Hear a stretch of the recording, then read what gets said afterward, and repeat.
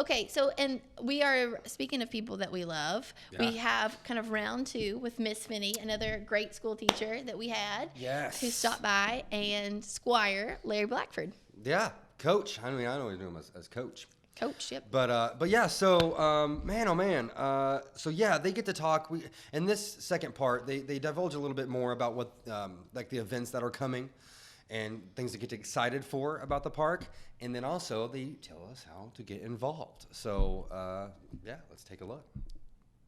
When we talk about Huntertown and why there's not any houses out there anymore, we've got to go back to the story of the fact that it was all lowland. It was all wetland. Even when it was sold in 1871, people knew it was wetland, which is why Crawfish Pike was called Crawfish Pike, because it was a lowland where it was kind of swampy in places. Well, Huntertown continued to flood for years and years, and there were a lot of issues with some of the sewage and the water and the drainage. And so for many years, Woodford County Fiscal Court was trying to do something to try to alleviate that problem. And yet finally in 2000, most of the residents out there agreed that it was time to just to sell their property to the county and get relocated, because it had become dangerous in terms of some of the areas with water and sewage and other problems. So between 2003 and 2010, all the houses were torn down. The people had their property had been purchased and they moved elsewhere.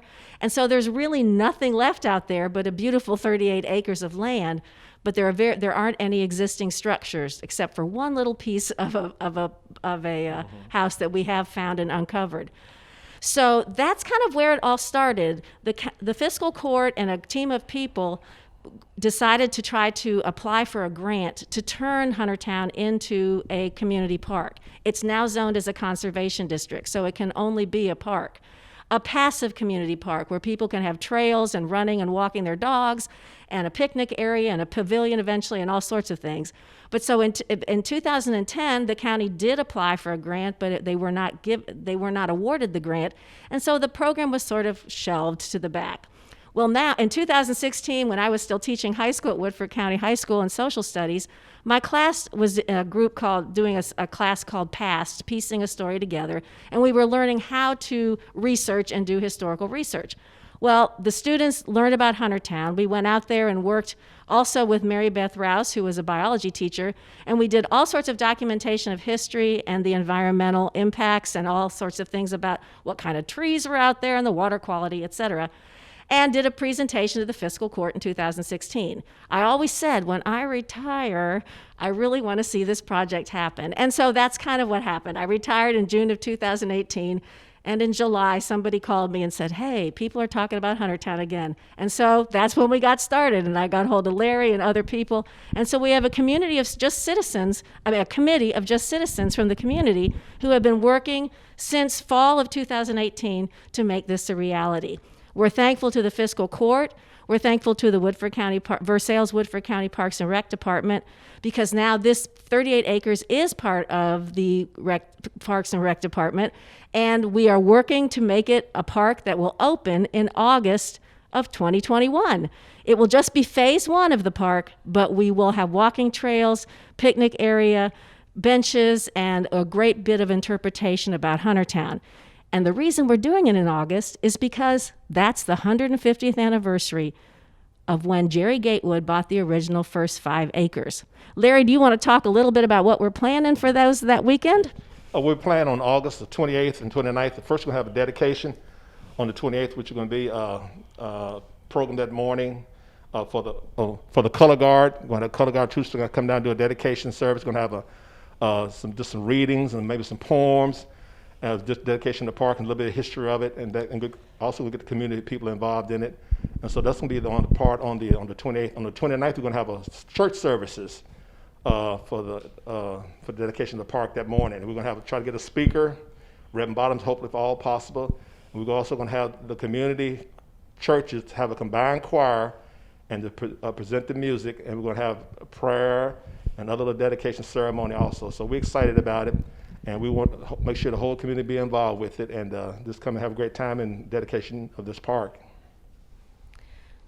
We've been working with the UK landscape architecture classes to design the master plan for the park. We've got a lot of great ideas, and those students spent all last semester in 2020 working on the master plans for the park, and we're finalizing those this spring. So that's something we'll be able to unveil in August as well, is the final plans for the park with all sorts of interpretation and wonderful trails and the different phases, including a pavilion and different areas, and hopefully educational classroom, outdoor classrooms, all sorts of things like that. It's been a wonderful project because we've been able to do oral histories, and I want to mention many of the people like Mrs. Josephine Carr, who is 90 years old, but she was born in Huntertown and lived there until she sold her property and moved in 2003. She still lives here in Woodford County, and she and her family have been wonderful in helping us to uncover stories and share the stories of Huntertown. Miss Emma Lou Black, who also grew up out there, Brenda Jackson, who spent about 6 years out there, actually did all the work for the historic marker. We will have the unveiling of the Kentucky historic marker for Huntertown on August 28th as well, as part of the 150th anniversary celebration. And there are many more people, Donald and Evelyn Morton and Geraldine Berry, who've done a great job on part of the committee, and also have helped us uncover photographs and stories of the people who lived at Huntertown. How do you get involved? That's a great question. And we are hoping that everybody in this community will be involved, especially those who came out of Huntertown community, especially those who have relatives in the Huntertown community. I think there's no greater feeling than to be involved in something like this. And so we're going to be doing a lot of things as we move on in different phases of this park, as we do the dedication ceremony on August 28th and 29th.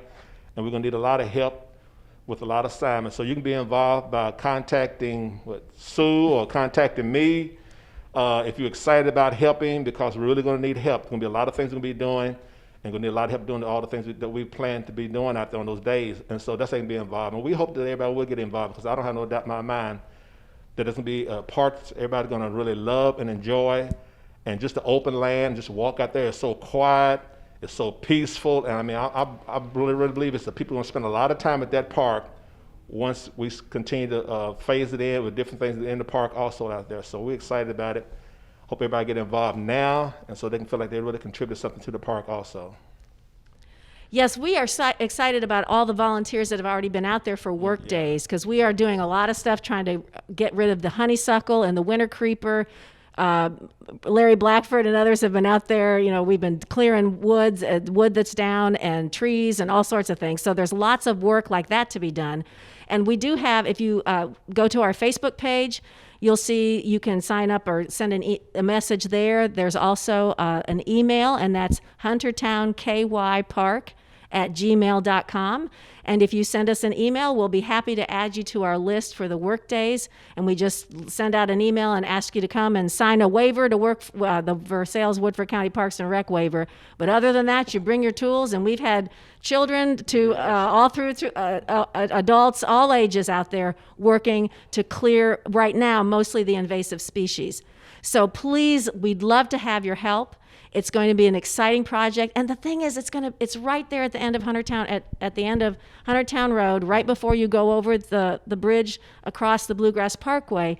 And so it's going to be a great asset for everybody in this community, especially those neighborhoods out Huntertown Road. You'll be able to walk and bike down Huntertown Road and enter a 38-acre park, natural beauty, a great green space, and a great, quiet, beautiful place to just enjoy nature, have fun, throw a frisbee, walk your dog, whatever. It's going to be great. So we really want the community to help us and get involved, because it's going to be your park. Because remember, history is our story, and this park is going to be our story as well.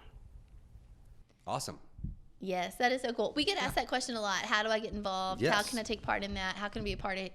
I mean, it's making history of even history. You know, I think this project is going to be one of those legacy projects. That's so crazy. Yeah, it's like making history, talking about the history. Yeah. That we're bringing this to light. And I hope we do more, because as Ms. Finney mentioned in the past part, there are so many more places like this around Woodford County, and I love it. I love history, and I love I love parks. Yes. What can I say? So yeah, guys.